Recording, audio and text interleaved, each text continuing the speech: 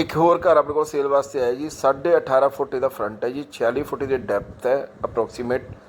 95 गज का यह घर है जी, जिस 2 बेडरूम, एक नीचे एक ऊपर, किचन, बाथरूम, लॉबी और ड्राइंग रूम, पार्किंग की स्पेस भी है, जो कि मैं थोड़ा हुणे अंदर दे वीडियो च दिखाऊंगा भी। बजट बहुत अच्छा जी, कोई छोटी फैमिली है उन्होंने वास्ते बहुत ही अप्रोचेबल घर है ये, बहुत ही अच्छे बजट के विच है। सब तो वड्डी गल है बजट बहुत अच्छा है। व्यू थोड़ा मैं दिखाई रहा इन्हों का।